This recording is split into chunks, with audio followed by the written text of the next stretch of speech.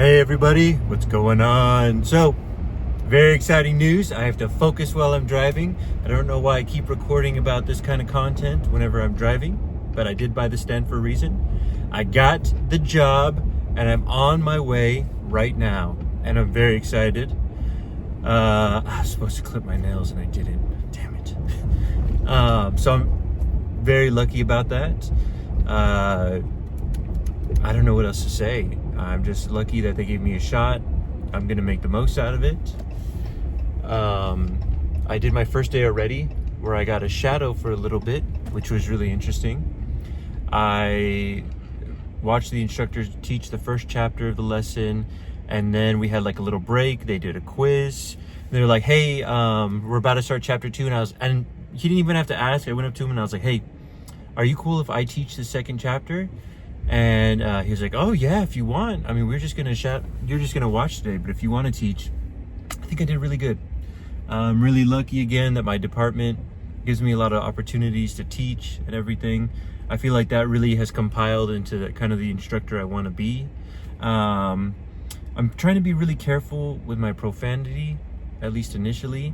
I feel like profanity is a very useful teaching tactic that a lot of people don't talk about. So like if you have a really boring class, right?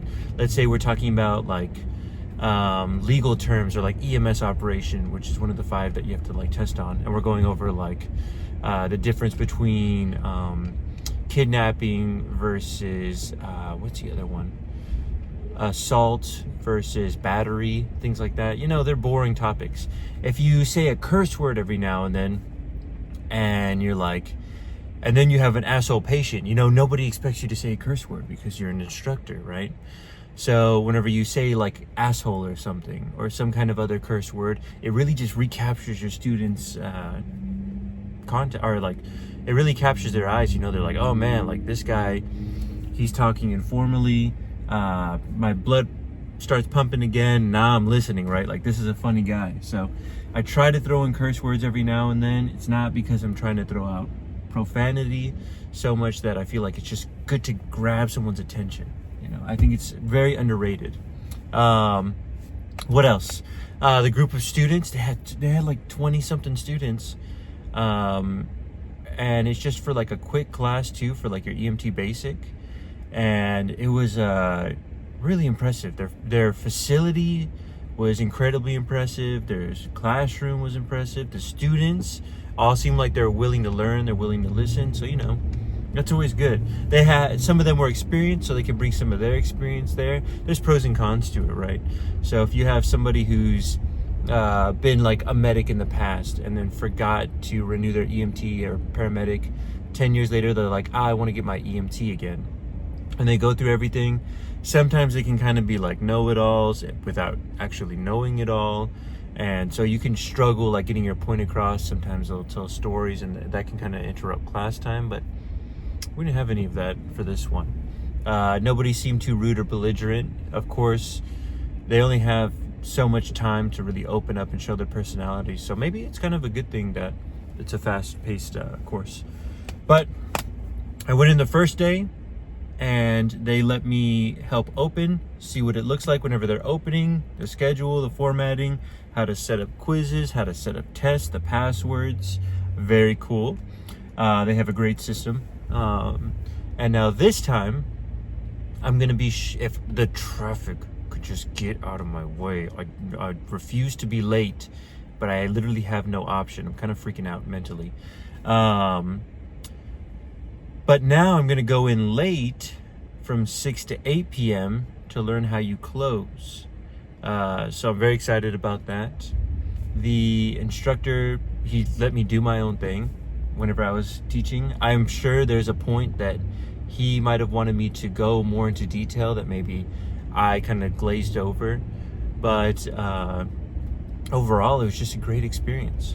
I'm really excited to work with them. I met the main person there, and he seemed like a really good guy. So did the other like female staff too. They all just seemed really nice. It's a really cool operation, and I can definitely see how like their future is like they're going to a trajectory where they're going to be like one of the best EMS courses potentially like in the world. I would love to maybe one day go over like mass casualties with them. I'm a huge fan of mass casualty scenarios. I feel like in EMS operations, or just EMS in general, there's very little time spent on mass casualties, and our system or our algorithms are all basically just wrapped around or based on one patient.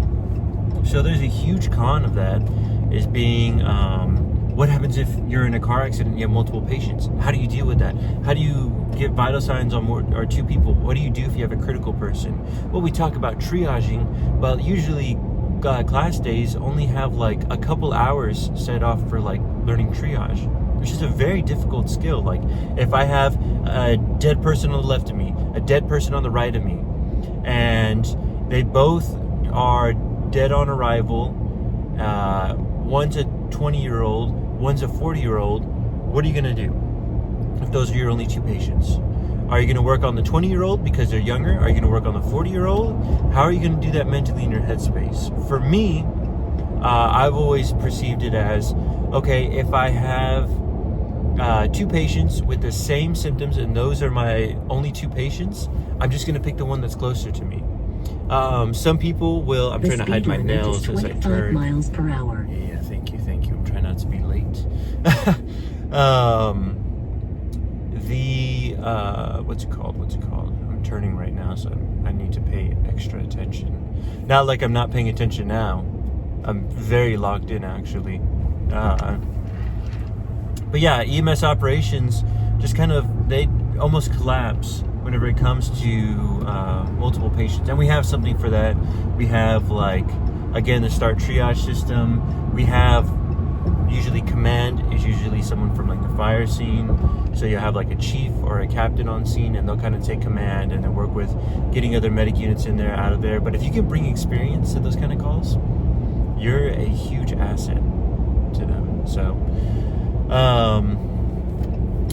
either way, I'm kind of going off in a tangent.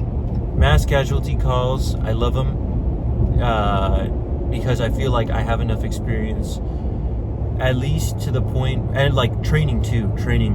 If I have experience with mass casualties, my training supersedes it by far, because I have like my own presentation on it and everything, and I like going over it.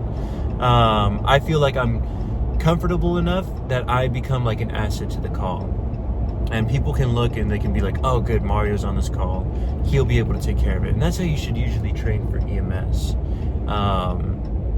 Mass casualty calls are hard. Any kind of calls can be hard, but if you feel like you're competent enough to do at least what's required, and then like maybe a little more, then that's usually as good as it's gonna get, and that's what you should try to strive for. Like I feel competent enough to where almost any medical emergency that I've come across, I would take a step back if I was the patient and be like, okay, he's here, he'll be able to take care of me to this best ability. Now I can't like touch him and heal him, but you know, I can do my algorithms and try to push for the best for my patients, which is huge. Okay, sorry, I just had to check my GPS. I'm using my phone to record on a very cool magnetic ball, and I was like, let me just make sure I'm going to the right place, especially like if I'm on a time crunch right now.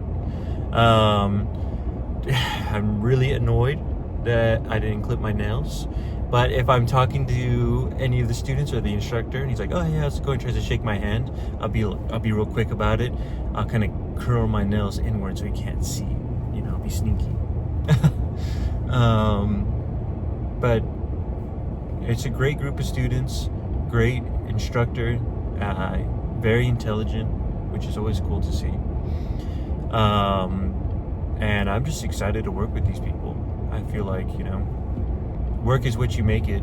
And right now, I'm jumping straight in. One last thing, my first day that I taught in the morning, from 8 in the morning, it was only supposed to last till 10. It lasted till like 12:30, which was extremely cool. I didn't have any caffeine, and I'm a caffeine fiend. I forgot to get a Bang. I forgot to get a C4, any of those energy drinks that are all horrible for you. And so I showed up, and I didn't want to be rude and be like, hey, can I get some coffee? Which isn't rude, but it's kind of like, class is already going to start soon. What are you doing? So I just kind of weathered the storm, and I watched chapter 1 from the instructor's perspective, and I was like, if I fall asleep, I'm going to blow it on the first day. But he was really interesting when he talked. So again, his skill really carried me to not be tired. It's always good to build up again on your foundation. Oh, I'm pulling in. I gotta go. Goodbye.